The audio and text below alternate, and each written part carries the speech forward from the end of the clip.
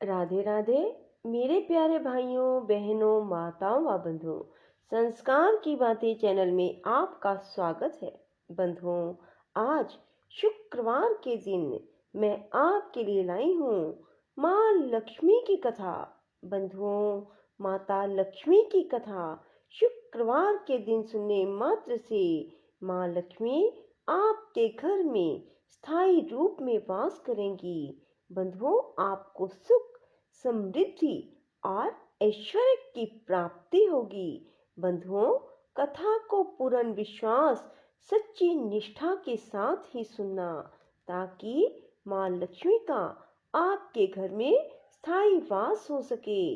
बंधुओं, यदि आपने हमारे चैनल को अब तक सब्सक्राइब नहीं किया तो जरूर करें और बेल आइकन दबाना ना भूलें, ताकि आपको हमारी आने वाली सभी वीडियोस की जानकारी सबसे पहले हो सके।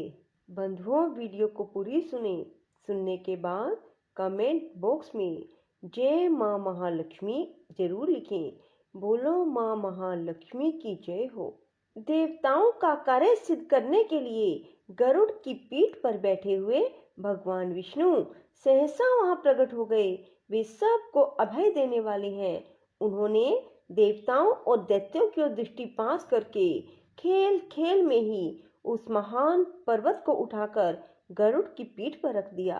फिर वे देवताओं और दैत्यों को क्षीर समुद्र के उत्तर तट पर ले गए और पर्वत श्रेष्ठ मंदराचल को समुद्र में डालकर तुरंत वहां से चल दिए। तदंतर सब देवता दैत्यों को साथ लेकर वासुकी नाग के समीप गए और उनसे भी अपनी प्रार्थना स्वीकार कराई। इस प्रकार मंदराचल को मथानी और वासुकी नाग को रस्सी बनाकर देवताओं और दैत्यों ने क्षीर समुद्र का मंथन आरंभ किया। इतने में ही वह पर्वत समुद्र में डूबकर रसातल को जा पहुंचा। तब लक्ष्मीपति भगवान विष्णु ने कच्छप रूप धारण करके तत्काल ही मंदराचल को ऊपर उठा लिया।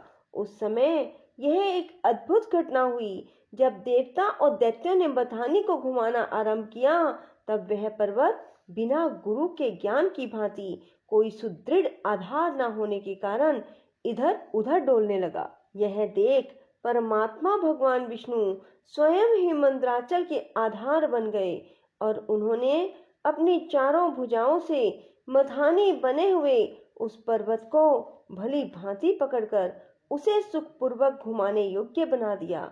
तब अत्यंत बलवान दैत्य और देवता एकीभूत हो अधिक जोर लगाकर क्षीर समुद्र का मंथन करने लगे। कच्छप रूपधारी भगवान की पीठ जन्म से ही कठोर थी और उस पर घूमने वाला पर्वत श्रेष्ठ मंदराचल भी वज्रसार की भांति दृढ़ था। उन दोनों की रगड़ से समुद्र में बड़वानल प्रकट हो गया।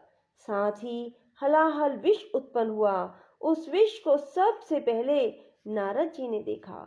तब अमित तेजस्वी देव ऋषि ने देवताओं को पुकार कर कहा, अदिति कुमारों, अब तुम समुद्र का मंथन ना करो।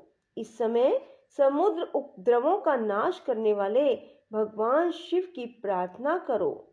वे प्रातपर हैं, परमानंद स्वरूप हैं। योगी पुरुष भी उन्हीं का ध्यान करते हैं। देवता अपने श्वास साधन में संलग्न हो समुद्र मथ रहे थे। वे अपनी ही अभिलाषा में तन्मय होने के कारण नारद जी की बात नहीं सुन सके। केवल उद्यम का भरोसा करके वे क्षीर सागर के मंथन में संलग्न थे। अधिक मंथन से जो हलाहल विष प्रकट हुआ, वह तीनों लोगों को भस्म कर देने वाला था।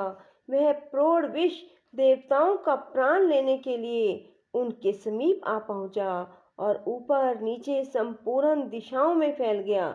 समस्त प्राणियों को अपना ग्रास बनाने के लिए प्रकट हुए उस कालकूट विष को देखकर वे सब देवता और दैत्य हाथ में पकड़े हुए नागराज वासुकी को मंदराचल पर्वत सहित वहीं छोड़ भाग खड़े हुए। उस समय उस लोक संहारकारी कालकूट विष को भगवान शिव ने स्वयं अपना ग्रास बना लिया। उन्होंने उस विष को निर्दोष कर दिया।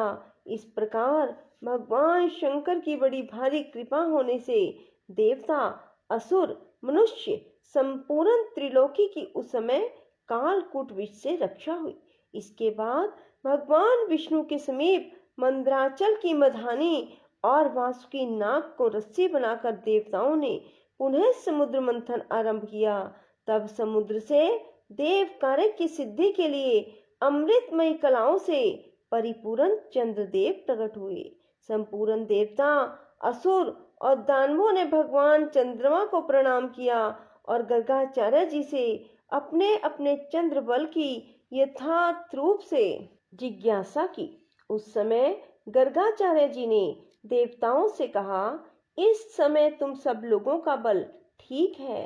तुम्हारे सभी उत्तम ग्रह केंद्र स्थान में, चतुर्थ स्थान में, सप्तम स्थान में और दशम स्थान में है। चंद्रमा से गुरु का योग हुआ है। बुध, सूर्य, शुक्र, शनि और मंगल भी चंद्रमा से संयुक्त हुए हैं।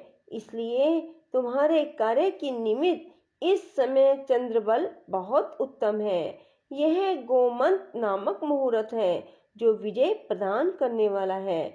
महात्मा गर्ग जी के इस प्रकार आश्वासन देने पर महाबली देवता गर्जना करते हुए बड़े वेग से समुद्र मंथन करने लगे। मथे जाते हुए समुद्र के चारों ओर बड़े जोर से आवाज उठी थी। इस बार के मंथन से देव कार्यों की सिद्धि के लिए साक्षात कामधेनु प्रकट हुई। उन्हें काले, श्वेत, पीले, हरे, लाल रंग की सैकड़ों गौएं घेरे थी। उस समय ऋषियों ने बड़े हर्ष में भरकर देवताओं और दैत्यों से कामधेनु के लिए याचना की और कहा, आप सब लोग मिलकर भिन्न भिन्न गोत्र वाले ब्राह्मणों को कामधेनु सहित इन संपूर्ण गौओं का दान अवश्य करें। ऋषियों के याचना करने पर देवताओं और दैत्यों ने भगवान शंकर की प्रसन्नता के लिए वे सब गौएं दान कर दी तथा यज्ञ कर्मों में भली भांति मन को लगाने वाले उन परम मंगल में महात्मा ऋषियों ने उन गौओं का दान स्वीकार किया। तत्पश्चात सब लोग बड़े जोश में आकर क्षीर सागर को मथने लगे। तब समुद्र से कल्प वृक्ष, पारिजात, चूत और संतान, ये 4 दिव्य वृक्ष प्रकट हुए।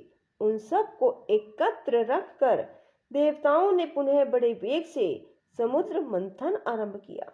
इस बार के मंथन से रत्नों में सबसे उत्तम रत्न कौस्तुभ प्रकट हुआ, जो सूर्य मंडल के समान परम कांतिमान था। वह अपने प्रकाश से तीनों लोकों को प्रकाशित कर रहा था। देवताओं ने चिंतामणि को आगे रखकर कौस्तुभ का दर्शन किया और उसे भगवान विष्णु की सेवा में भेंट कर दिया। इसके बाद चिंतामणि को मध्य में रखकर देवताओं और दैत्यों ने पुनः समुद्र को मथना आरंभ किया।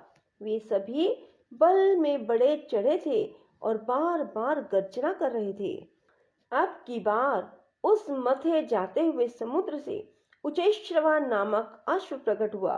वह समस्त अश्व जाति में एक अद्भुत रतन था। उसके बाद गज जाति में रतनभूत ऐरावत प्रकट हुआ। उसके साथ श्वेत वर्ण के 64 हाथी थे। ऐरावत के 4 दांत बाहर निकले हुए थे और मस्तक से मद की धारा बह रही थी। इन सब को भी मध्य में स्थापित करके वे सब पुनः समुद्र मथने लगे। उस समय उस समुद्र से मदिरा, भांग, काकड़ा सिंगी, लहसुन, गाजर, अत्यधिक उन्माद कारक धतूर और पुष्कर आदि बहुत सी वस्तुएं प्रकट हुई। इन सब को भी समुद्र के किनारे एक स्थान पर रख दिया गया। इसके बाद वे श्रेष्ठ दानव पुनः पहले की ही भांति समुद्र मंथन करने लगे।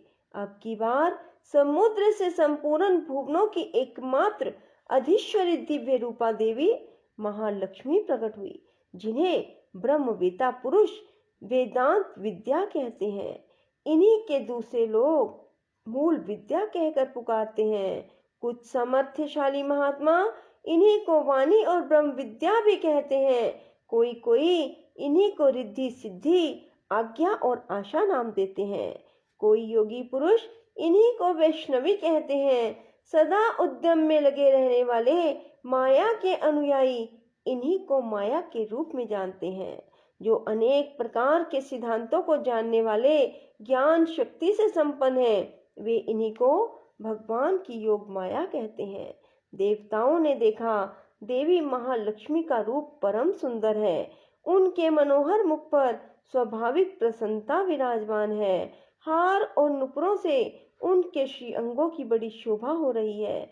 मस्तक पर छत्र तना हुआ है। चारों ओर से चंवर डुल रहे हैं। जैसे माता अपने पुत्रों की स्नेह और दुलार भरी दृष्टि से देखती है, उसी प्रकार सती महालक्ष्मी ने देवता, दानव, सिद्ध, चारण और नाग आदि संपूर्ण प्राणियों की ओर दृष्टिपात किया। माता महालक्ष्मी की कृपा दृष्टि पाकर संपूर्ण देवता उसी समय श्री संपन्न हो गए। वे तत्काल राज्य अधिकारी के शुभ लक्षणों से संपन्न दिखाई देने लगे। बोलो महालक्ष्मी माता की जय हो। राधे राधे। जय श्री कृष्णा। बंधुओं, यदि आपको हमारी वीडियो पसंद आए तो इसे लाइक करें और शेयर भी जरूर करें। धन्यवाद।